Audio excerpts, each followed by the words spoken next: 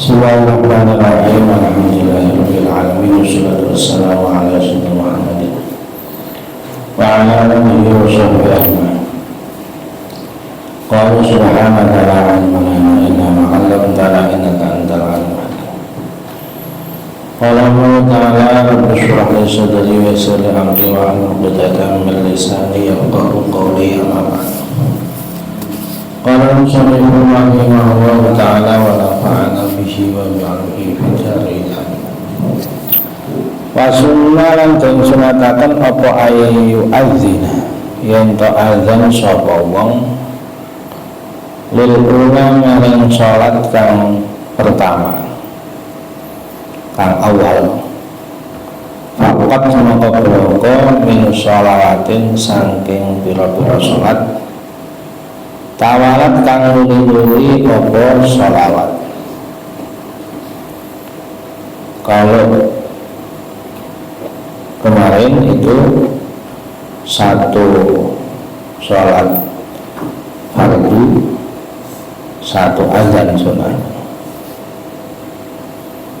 Kalau dua fardu ya dua azan.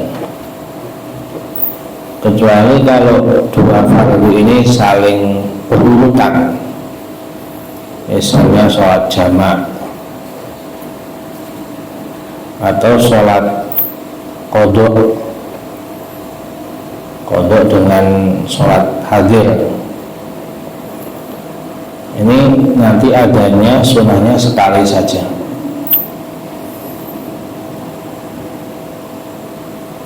Kafaika kaya pira-pira sholat kang kepotong. Misalnya ketiduran belum sholat zuhur sudah asar, nah, ini adanya satu saja, ada untuk sholat yang pertama.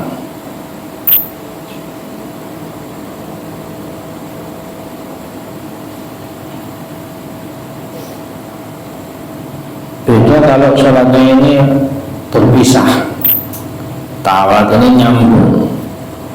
Kalau berpisah sekira ada pemisah yang menurut kebiasaan itu dianggap lama, nanti adanya dua kali. Wa sholatai jamin nan sholat lorone jamak, baik jamak takdim maupun jamak takhir sholat itu adanya sekali. Wa fa'itatan dan sholat kepotan, wa hadiratun dan sholat kang hadir. Nah ini sholat jamak dengan sholat tidak jamak. Fa'itah ini jamak, apa? Kodok kan? Fa'itah itu kodok. Hadir ini yang tidak kodok.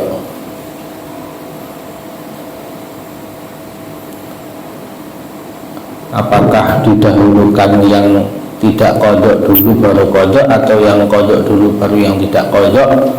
Hukumnya sama, sunahnya adanya sekali saja.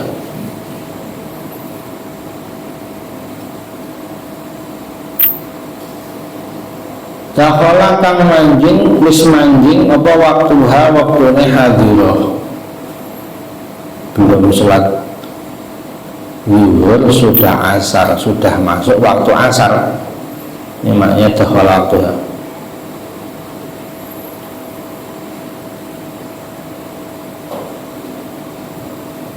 Qabla suruhi ing dalem sadurunge temandange wong fil adani ing dalem adzan. Wa yuqimu lan iqamat sapa wong likulin maring saben-saben siji minha saking salat lil ittibai krana anut Kanjeng Nabi. Tapi kalau iqamahnya ini sendiri-sendiri. Jadi kalau jamak itu sunahnya iqamah sendiri-sendiri. Jamak maghrib isya walaupun dikumpulkan di waktu maghrib tetap iqamah sendiri-sendiri. Jamak takhir maghrib isya di waktu isya ya iqamahnya sendiri-sendiri.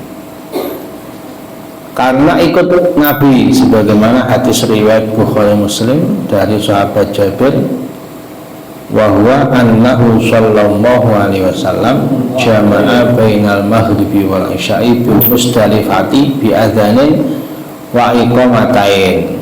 Dulu Nabi ketika menjamak maghrib dan isya di malam hari raya Idul Adha pas haji di Musdalifah, beliau adzannya sekali, iqamatnya 2 kali. Wa sunnah lan den sunataken apa iqamat li unsa maring wong wadon sirwan kelawan lirih. Kalau jamaah perempuan iqamahnya pelan, sunnahnya iqamahnya pelan, dan yang iqamah ya perempuan sendiri, jangan laki-laki, jangan orang banci kalau khusus perempuan. Dan tidak disunahkan kalau jamaah perempuan itu azan sendiri, tidak disunahkan kalau perempuan semua. Kalau iqamah tetap disunahkan, tapi sunnahnya pelan, jangan keras-keras.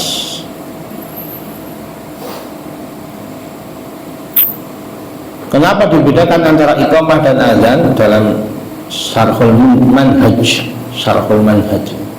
kitab Syarhul Manhaj. Karena azan itu kan digunakan untuk pengumuman yang belum hadir, yang masih ghaib, maka dibutuhkan mengeraskan suara.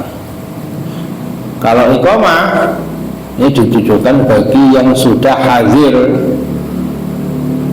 sebagai pengumuman kalau sholat mau dimulai, sholat jamaah mau dimulai, bedanya begitu. Maka ketika perempuan kok mengangkat suaranya untuk azan, ini nanti mengkhawatirkan fitnah. Wa khunsalan wong wandu sama hukumnya dengan perempuan, yaitu orang banci. Fa'in azinat mongko lamun azan sapa wong linisai maring pira-pira wadon, sapa adina wonten kelawan azan sapa unsa linisai maring pira-pira wadon sirwan kelawan lirih lam yukroh mongko ora den makruhaken apa sapa unsa, tidak disunahkan azan. Tapi kalau tetap azan, ini kalau azannya pelan tidak makruh, boleh, tidak sunnah tapi tidak makruh, boleh berarti, tapi tidak sunnah. Jadi perempuan azan itu secara mutlak tidak disunahkan.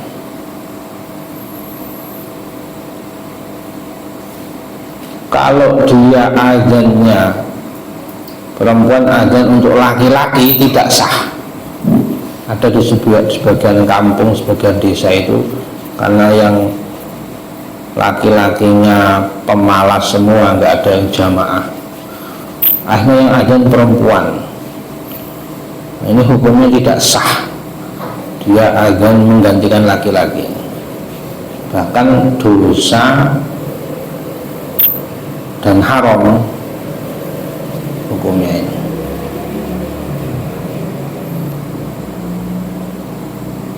Kalau di situ ada laki-laki lain.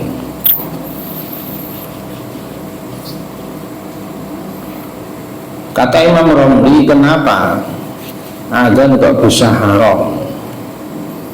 Padahal kadang-kadang di sebagian keadaan perempuan untuk boleh bernyanyi di sebagian keadaan. Misalnya ketika hari raya itu kan dulu Nabi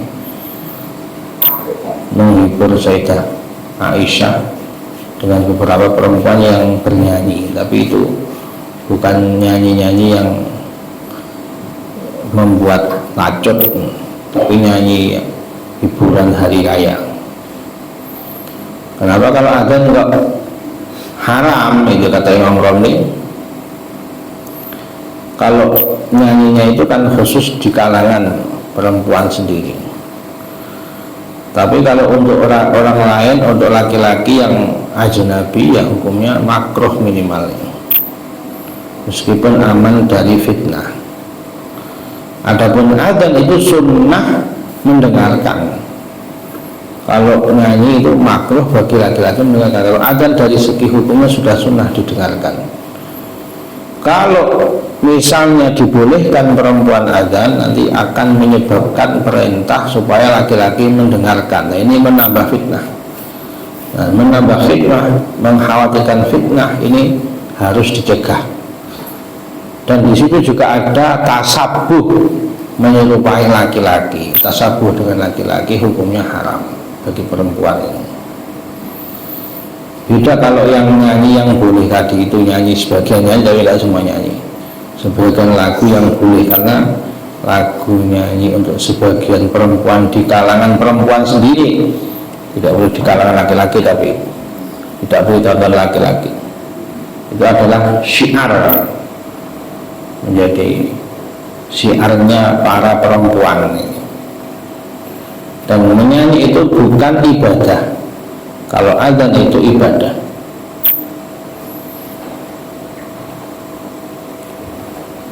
Juga ada keterangan bahwa melihat muadzin saat adzan itu hukumnya sunnah.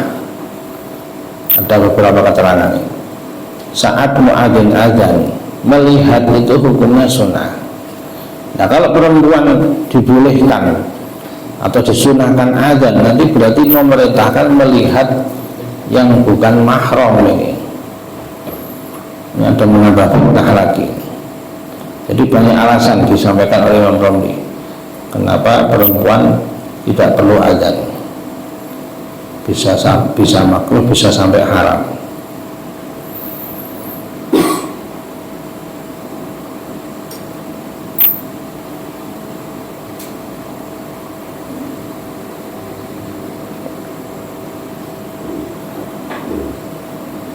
Au jahran utawa kelawan banter harum mongko haram apa sapa unsa.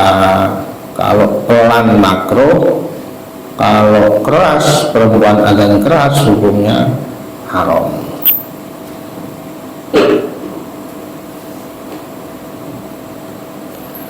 Keharaman ini dalam sebagian kitab seperti Muhnil Muhtaj atau dalam Tuhfahnya Ibnu Hajar itu diberi catatan kalau di situ ada laki-laki lain.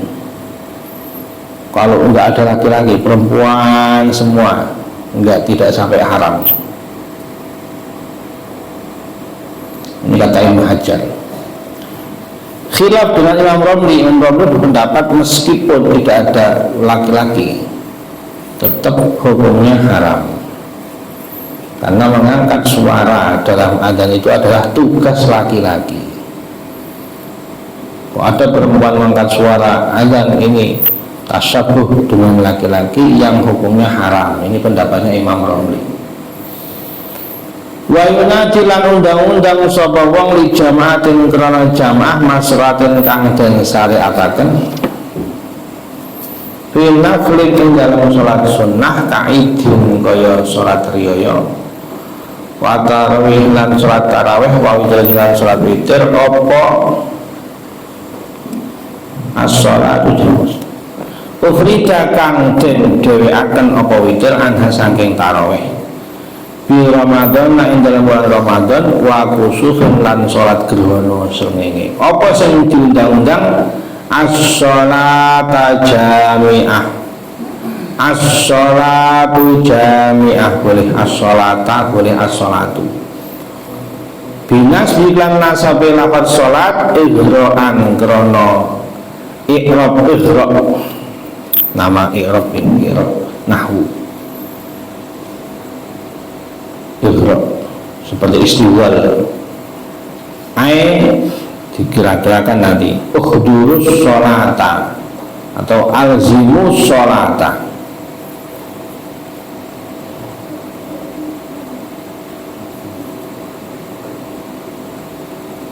Membuang fi'il namanya ikhrab, membuang fi'il. Wa raf'i lan rafai as-sholata berdibaca as-sholatu jami'ah boleh.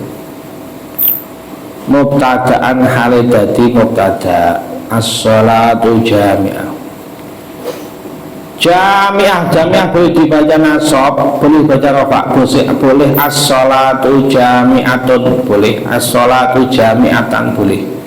Bila nasab lafaz jami'ah halan hal jadi hal, wa rafihi lan rafa'i jami'atun, khobaran krono jadi khobar lil maghduri maring lafaz kang wis den tutur. Adzan ini khusus untuk sholat fardu. Tapi kalau sholat sunnah yang disunnahkan berjamaah, seperti sholat hari raya, sholat taraweh, sholat witir, tapi witirnya nggak nyambung, witirnya dipisah. Di Masjidil Haram itu kadang tarawehnya itu isya, setelah isya misalnya sampai jam 11 malam, nanti tidur malam bangun lagi sholat witir, itu berarti witirnya dipisah, jamaah lagi witirnya malam, nggak cuma 3 rakaat, 11 rakaat. Kalau di Masjidil Haram kadang begitu. Nah itu kalau dipisah nanti sendiri-sendiri, nidaknya as-sholat atau jamaah sendiri-sendiri. Kalau nggak dipisah ya satu kali saja. Ini namanya ufrida anha di Ramadan wa kusufin, di hari Ramadan, di bulan Ramadan. Dan sholat gerhana bulan, gerhana matahari itu as-sholatu jami'ah, as-sholata jami'ah, begitu memanggilnya orang jamaah itu begitu. Ini hukumnya sunnah. Terus sunnah juga jawabnya yang dengar kalau ada panggilan as-sholatu jami'ah, as-sholata jami'ah, sunnahnya membaca la haula wala quwwata illa billah, sunnahnya.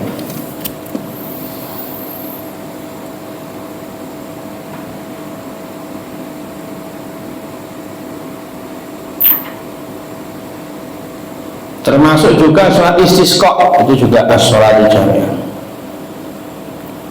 Jadi boleh dibaca as-sholatu jami'atun, as-sholata jami'atun, as-sholatu jami'atan, as-sholata jami'atun. Boleh semua ini, 4 wajah.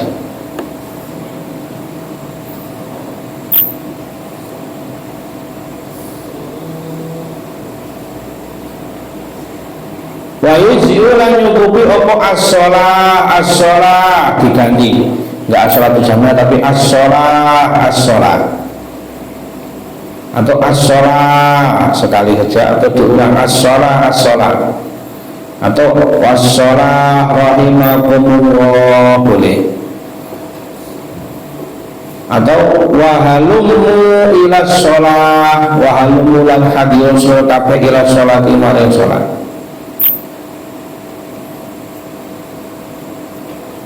Semuanya boleh semua ini, tapi yang paling utama as-sholatu jami'ah.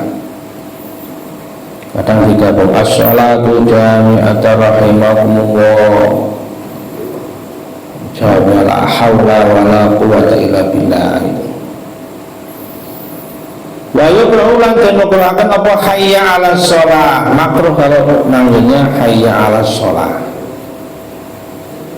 Karena ini hayya 'alas shalah itu bagian dari adzan, jangan dipotong-potong.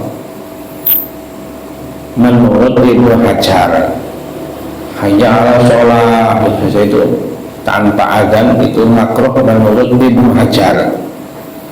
Tapi kalau menurut Imam Rabi tidak makruh. Khilaf ini Rabi dan Ibnu Hajar. Wayang bagian saya coba nadbu sunnah tidak. Hukumnya sunnah manggil as-sholatu jami'ah, ahuduru ila sholat, halumu ila sholat, as-sholah rahimakumullah, as-sholah untuk jamaah yang sunnah, sholat sunnah jamaah.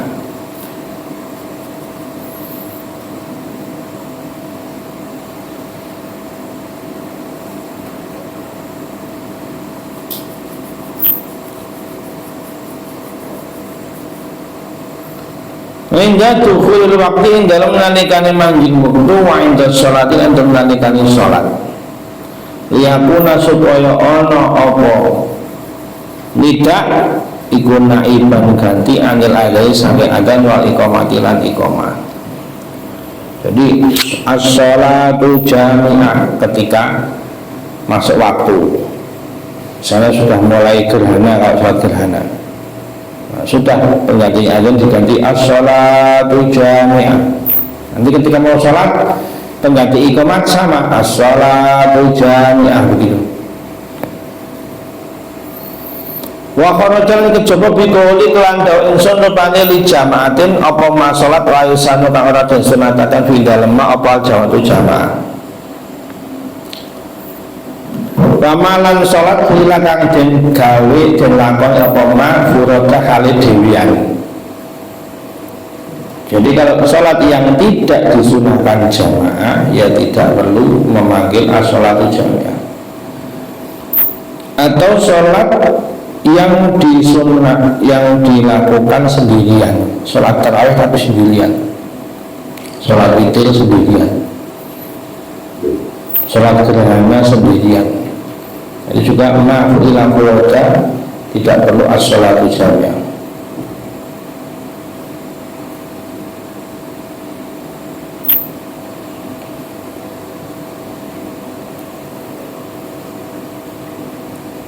Menurut Imam Ali Sabromisi itu tidak perlu dua kali. Yang kuat itu pendapat yang kuat itu tidak perlu dua kali, jadi cukup sekali. As-sholatu jami'ah ya untuk adzan ya untuk qomat.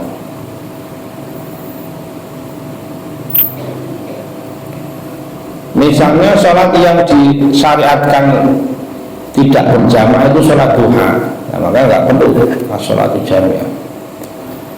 Wa binaflin kelawan lan sunnah manduratin kang den ngadari wa sholati janazatin lan sholat jenazah. Sholat sunnah yang dinadari itu kan hukumnya wajib. Orang nadar sholat sunnah qobliyah, ba'diyah misalnya, hukumnya kan jadi wajib. Walaupun hukumnya berubah jadi wajib karena dinadari, tetap tidak perlu as-sholatu jami'ah. Dan juga sholat jenazah. Sholat jenazah ini khilaf para ulama.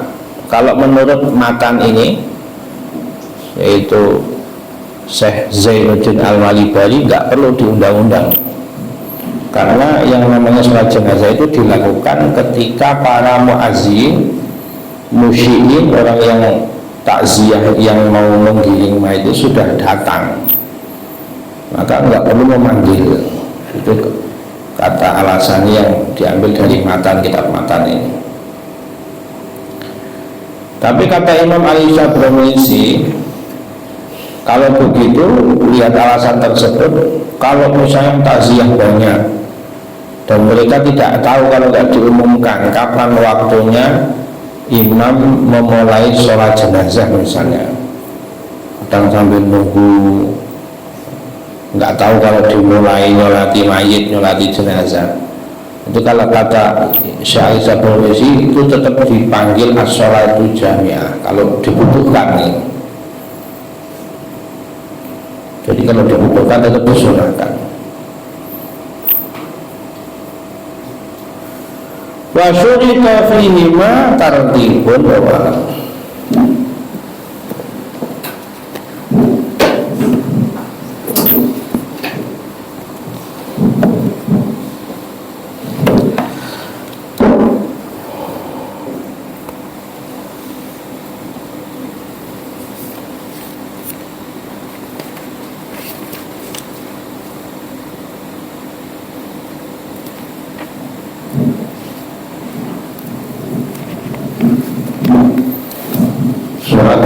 Al-Maidah 30. A'udzu billahi minasyaitonir rajim. Bismillahirrahmanirrahim. Min ajli dzalika katabna 'ala bani Israil annahu man qatala nafsan bighairi nafsin aw fasad man qatala nafsan bighairi nafsin aw fasadin fil ardi fa'annama qatala an-nasa jami'a wa man ahyaha faka'annama ahyan nasa jami'an wa laqad ja'atuhum rusuluhum bil bayyinati thumma inna katsiran minhum ba'da dzalika fil ardi lamusrifun. Bismillahirrahmanirrahim. Min ajli dzalika, saking arahe mengkono-mengkono, mazkur alladzi rupane penggawean fa'alahu kang wis agawe ing alladzi sapa qabil sebab Qabil membunuh Habil, manusia pertama ini. Kata benar ngajibaken kita ala Bani Israila ing atase anak turune Nabi Yakub. Anahu ing satemene kelakuan ay asya'na tegese kelakuan man iku sabane wong qatala kang wis mateni man nafsan ing awak-awakan. Bi ghairi nassin kelawan liyane awakan kang oneh. Ai qatalaha tegese mateni sapa man ing nafas.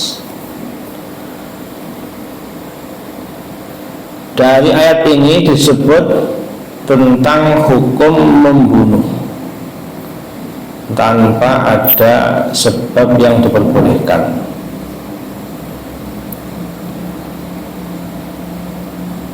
Dan diambil pelajaran dari manusia pertama, anak Nabi Adam, yaitu Qabil yang membunuh Habil. Allah mewajibkan bagi Bani Israel. Kenapa disebutnya Bani Israel? Padahal hukum ini untuk semua manusia. Karena orang Bani Israel ini yang paling besar dosanya dalam membunuh. Mereka ini membunuh para nabi. Nabi Yahya disembelih, Nabi Zakaria digergaji. Ini orang Bani Israel begitu.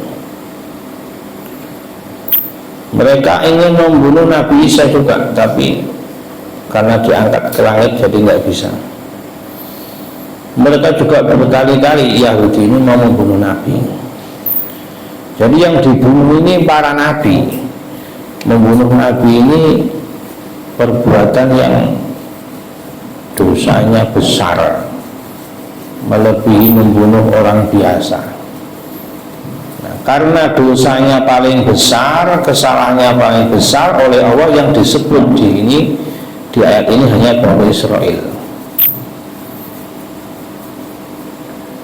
Bighairi nafsin, membunuhnya itu tidak karena nafsu nyawa yang lain. Kalau karena nyawa yang lain boleh. Misalnya orang dikisos karena membunuh A membunuh B, akhirnya A dikisos. Ini namanya nafsan binafsin. Yang diharamkan, yang tidak diperbolehkan itu yang nafsan bighairi nafsin. Au bi ghairi fasadin, utawa kelan tanpa gawe rusak. Bolehnya itu, pengecualiannya itu kalau karena membunuh lalu dikisos bunuh, atau karena orang melakukan kerusakan. Nah, ini umum sekali kerusakan ini.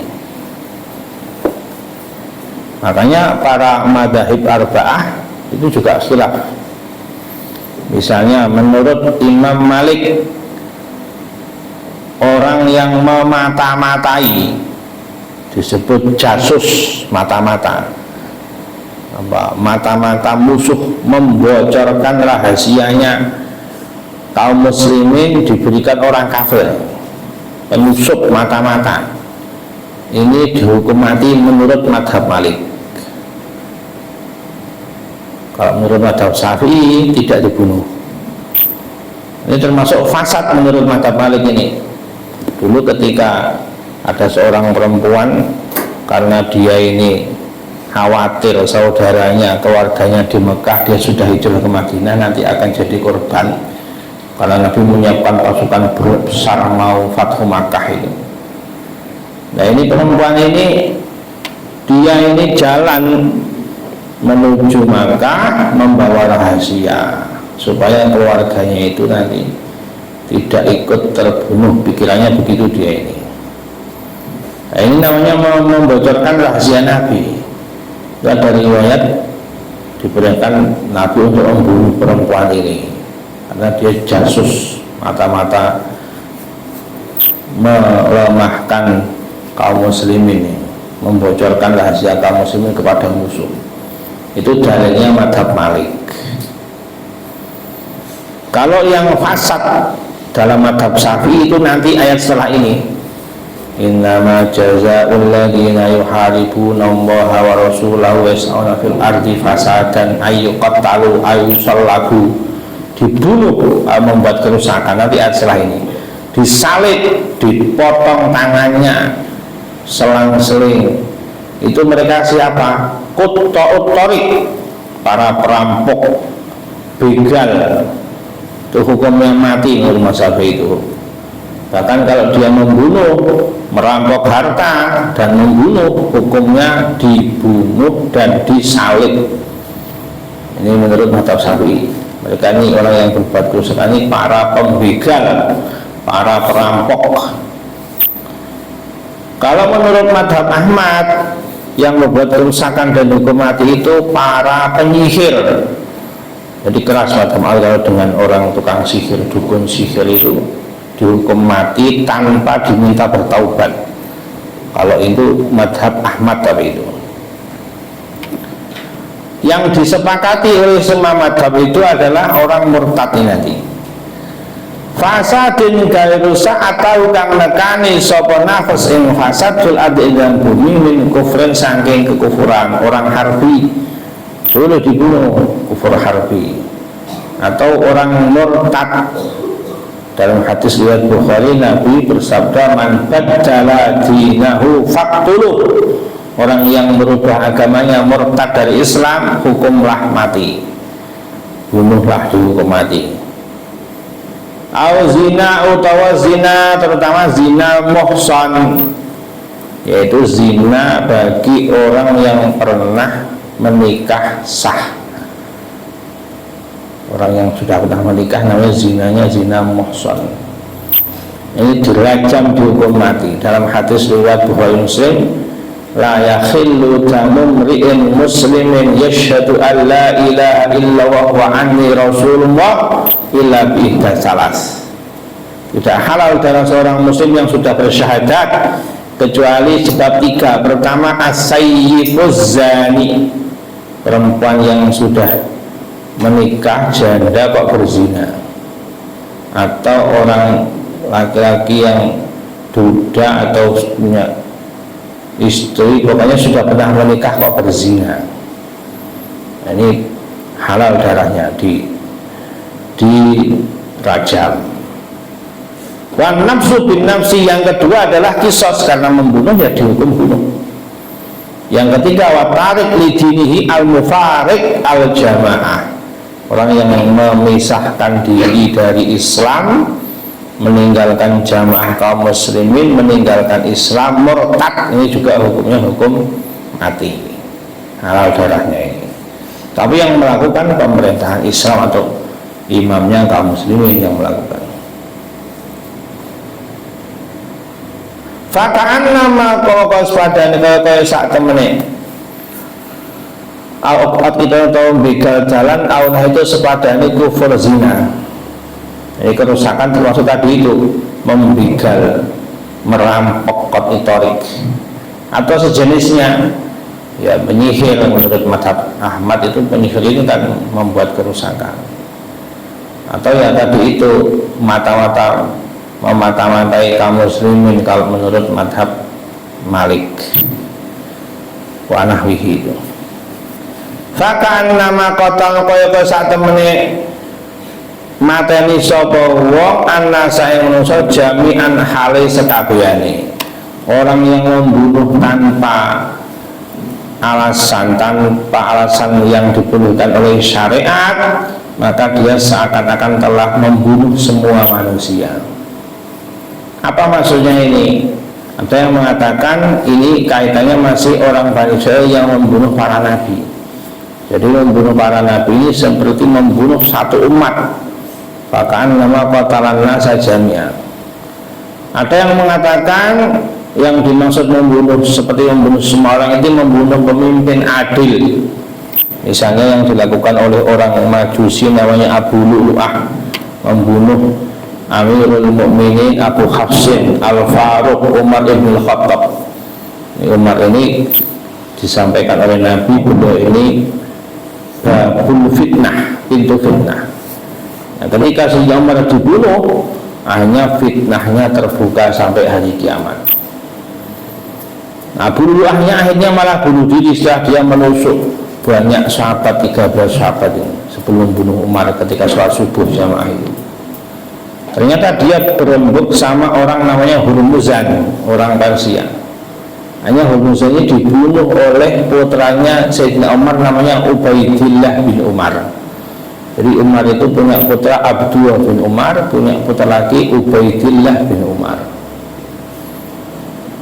Ada yang mengatakan orang yang membunuh semua orang itu adalah yang menghalalkan hukumnya, mustahilan hukumnya besar sekali, seperti membunuh semua orang karena menghalalkan yang Allah haramkan. Sudah membunuh dosa, dia menghalalkan yang Allah haramkan secara ijma, majmu'an, dan istilahnya itu mujma'an alaih, makluman minaddin biddarurah.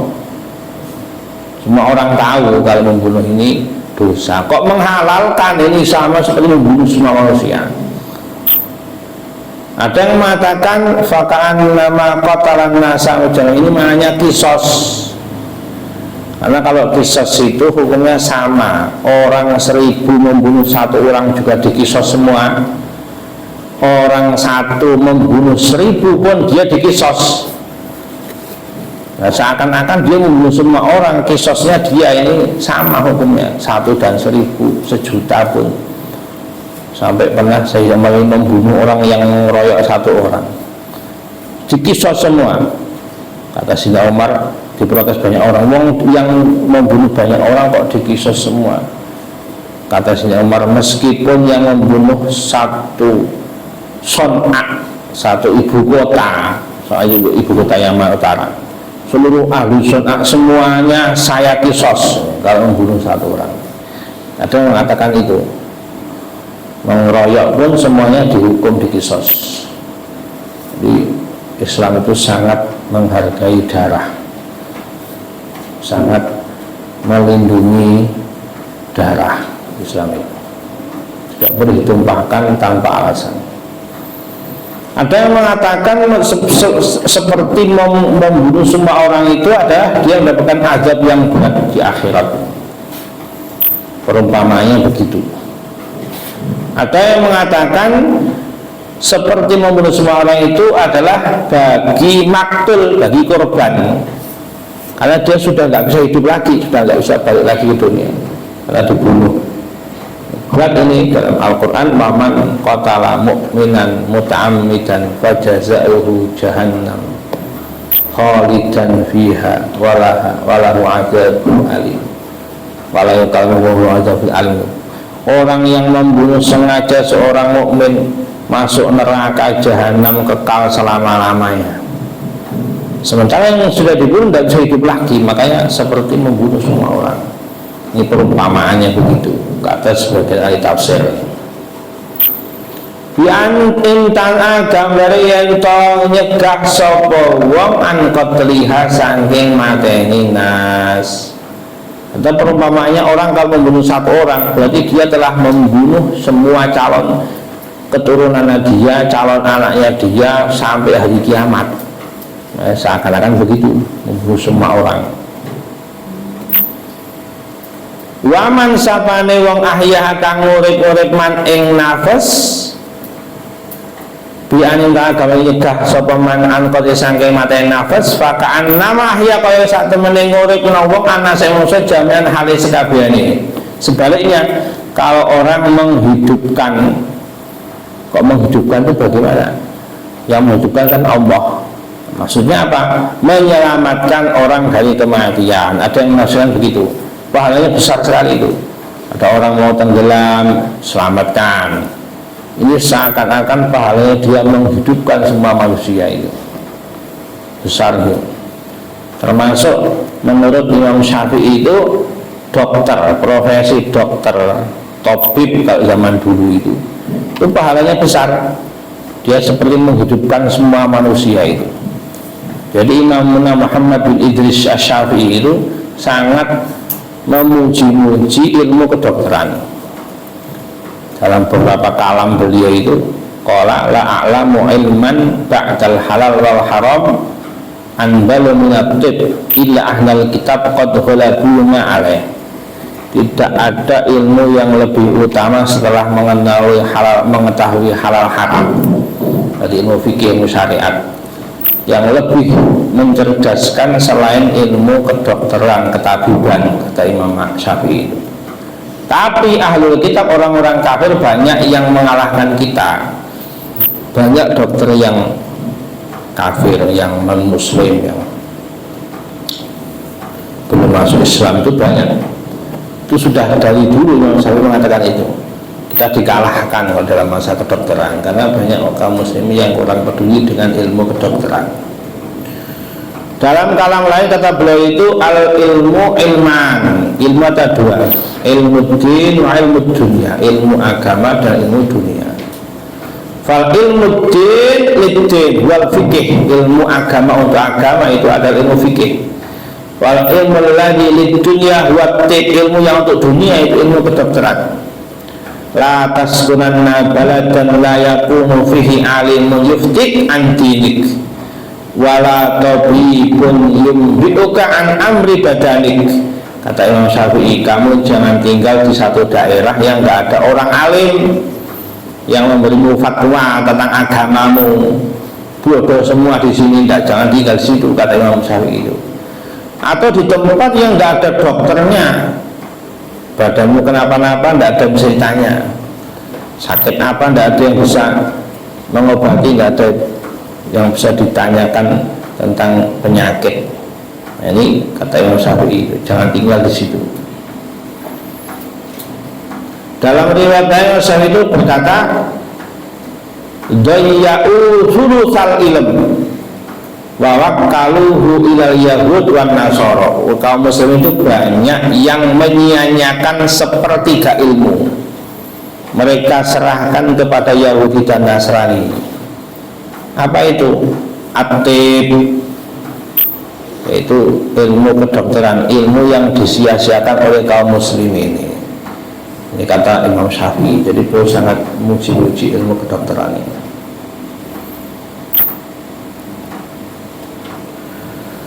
Jadi seperti menghidupkan semua orang. Qala ngendika sapa Ibnu Abbasin min haitsun tihaqi hurmatiya, saking sekerine ngerusak kehormatane nafas rasa lan jogone nafas.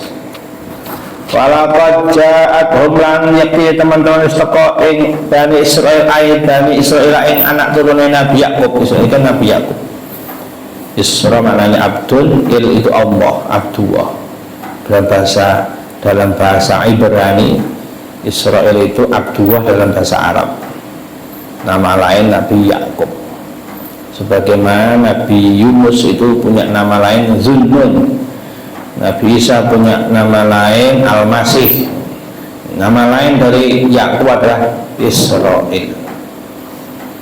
Rasulana yang biro-biro Rasul kita bil bayinati kan biro-biro mukjizat mukjizat telah kami datangkan kepada mereka banyak rasul-rasul kami bayinat. Oh itu bijak juga, bijaksana sekali. Oh itu al-hakimah, bijaksana. Kenapa Nabi Musa itu diberi mukjizatnya itu kok tongkat jadi ular, tangannya ini bisa bercahaya? Karena di zaman beliau orang-orang banyak mengagungkan ilmu sihir. Hanya Nabi Musa itu diberikan mukjizat untuk mengalahkan para ahli sihir. Nabi Isa alaihissalam kenapa kok mukjizatnya menghidupkan orang mati, menyembuhkan orang buta, menyembuhkan orang kusta? Itu karena di zaman Nabi Isa itu yang diagung-agungkan orang itu ilmu kedokteran. ilmu ketabiban. Makanya mukjizatnya itu, hanya mukjizat itu kan, mukjiz itu maknanya melemahkan. Melemahkan apa? Melemahkan alasan musuh, alasan yang nggak mau masuk Islam. Apa alasannya? Sudah didatangkan yang mukjiz, yang melemahkan mereka, kok masih nggak mau masuk Islam. Sebagaimana Nabi Muhammad SAW itu, kenapa mukjizatnya Al-Quran yang penuh dengan balaghah, ilmu ma'ani, ilmu lughat, ilmu badi', ilmu lengkap. Al-Quran itu nasakh mansukh. Jadi sastra yang sangat indah menurut orang Arab ini Al-Quran. Nggak ada yang bisa mengalahkan kehebatan ilmu ma'ani, sastra balaghahnya Al-Quran itu nggak ada. Karena di zaman Nabi orang-orang banyak mengagungkan tentang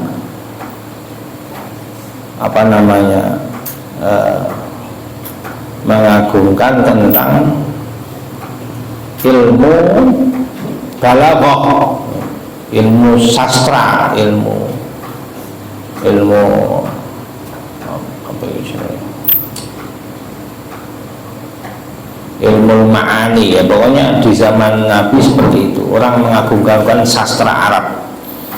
Hanya Al-Quran ini mukjizatnya Nabi untuk mengalahkan mereka, yang sampai belum pernah dari sejak zaman Nabi sampai hari ini dan besok sampai hari kiamat orang yang bisa membuat tandingannya Al-Quran, meskipun cuma 3 ayat, meskipun cuma 1 ayat, meskipun cuma 1 surat, nggak ada yang bisa. Summa inna katsiran nulisata menengahkan minhum saking balasail pada dalikan sausin kono kotalan sampai akhir fil ardi ing dalam bumi iku la musrifuna yang dene padha nglewati wates kabeh ainu jawizuna tegese nglewati kabeh al hadda ing wates bil kufri kelan kekufuran wal qatlan mateni wa ghairi dzalika lan kono mazkur. Seperti sekarang ini orang Yahudi itu sudah membantai 70.000 orang Palestina. Itu memang mereka sifatnya pembunuh dari dulu sampai hari ini. Innama jazaa'ul ladzina yuharibuna Allaha wa rasulahu wa alam.